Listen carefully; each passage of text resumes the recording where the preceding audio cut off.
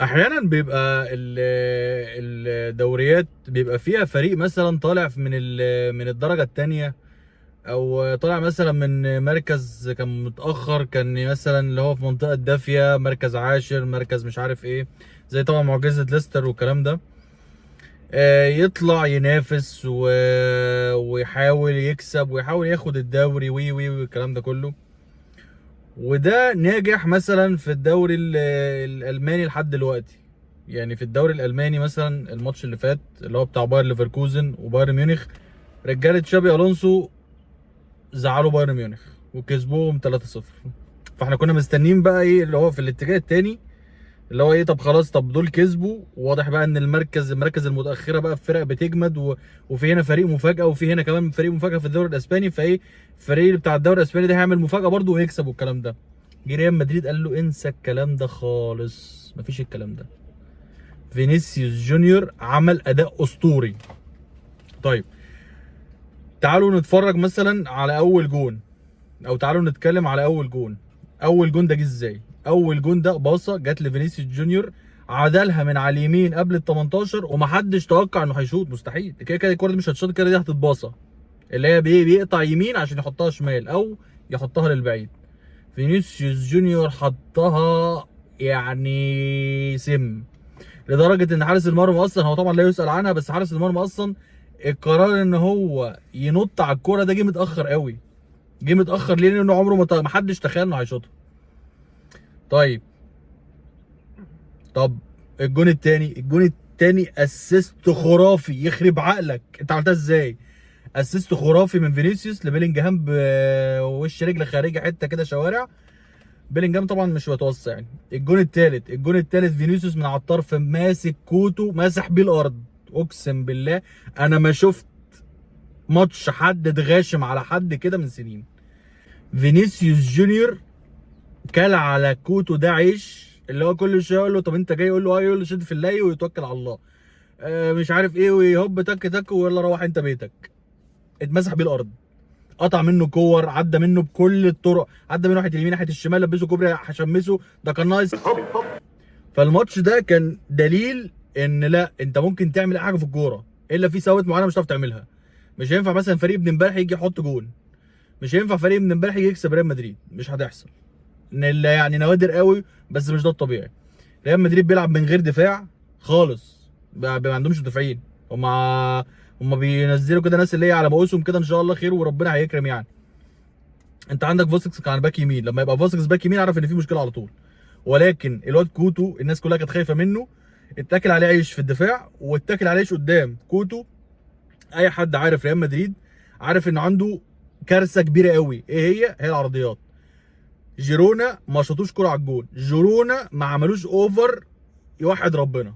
كارلو انشيلوتي قفل على مفاتيح اللعب بتاعها بذكاء، واللعيبه كانت كل لعيب فيهم كان مطلع 200% من عنده، سواء بلينجهام، سواء فينيسيوس جونيور، سواء رودريجو، كل اللعيبه كانت مطلعه 200% من اللي عندهم. فزي ما كنت بقول في الاول، اللي بيحصل في الدوريات ده حاجه، واللي بيحصل مع ريال مدريد حاجه تانيه خالص. أربعة أربعة وش أربعة، وريال مدريد بنسبة 70 ل 80% وخلاص، وخلص الدوري كده.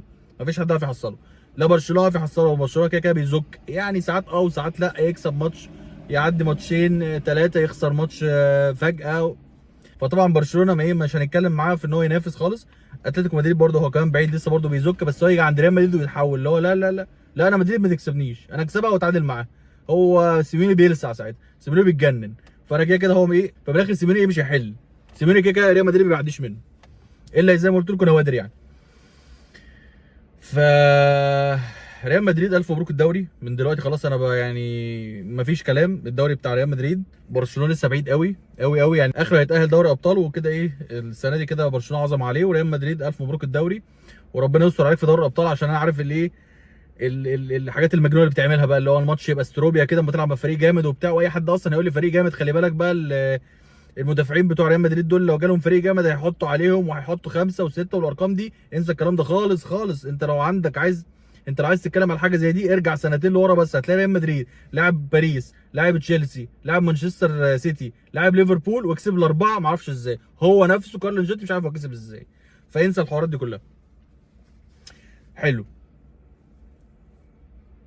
طيب، وطبعا زي ما احنا عارفين من اول امبارح ان اسيا عربيه، كاس اسيا كاس عربي، الحمد لله. قطر تكسب 3-1 الاردن اللي عملت اداء مشرف. قطر عملت اداء اسطوري. يحيى عفيفي عمل اداء خرافي. اي نعم هم 3 ضربات جزاء وفي كلام عليهم كتير وفي مشاكل وفي حوارات ولكن انا ما يفرقش معايا الكلام ده كله. انا يفرق معايا ان انا اتفرجت على كوره حلوه، اتفرجت على فريقين عربيين بيلعبوا في النهائي، وواحد فيهم كسب والتاني خد مركز تاني، انا ما عنديش اي مشكله. جميل. هنتكلم بقى على كام ماتش من لما اللي حصلوا امبارح دول. اي فريق في الدوري الانجليزي سواء بقى اللي هم الناس الكبار، يعني ليفربول كسب 3-1. اداؤه كان حلو، كان كويس لانه بيلعب بيرنلي برضه.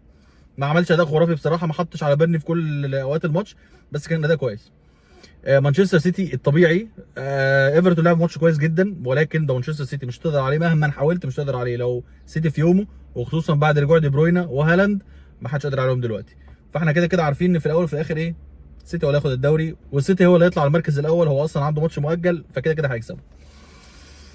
طيب السيتي كسب، ليفربول كسب، توتنهام كسب في الدقيقه 96. توتنهام بقى عنده عقده غريبه قوي بعد الدقيقه 90، يعني الدقيقه 90 يا يلبس جون يا يلبس جون. هو اللي هو ايه، انا بلعب في الدقيقه 90، عامل زي الاهلي كده، خلبوص في نفسه كده.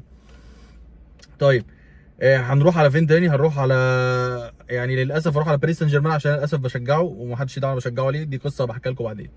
باريس امبارح بيكسب 3-1 بغياب ماركينيوس، كيليان امبابي، اشرف حكيمي وناس تانيه كتير قوي. طيب نروح بقى على المانيا اللي حصلت المفاجاه السعيده جدا بالنسبه لي، ان اخيرا هشوف ان شاء الله، ان شاء الله يعني طبعا عشان ما بوظهاش، يعني ان انا غالبا ان شاء الله هشوف بطل جديد في المانيا اخيرا بعد طول انتظار. باير ليفركوزن مش هيحل الدوري السنه دي، واتمنى انه ما يحلش الدوري فعلا وياخد الدوري ونخلص القصه دي ونقفل كده بقى، احنا الحمد لله مبسوطين والدنيا بقت جميله. فبرضه ان شاء الله ايه، باير ليفركوزن يخلص الدوري والموضوع يبقى ايه، يبقى في اللذيذ خالص والموضوع سهل ويعرف يتعامل معاه بصوره كويسه ان شاء الله. برشلونه هيلاعب غرناطه وارسنال هيلاعب وست هام.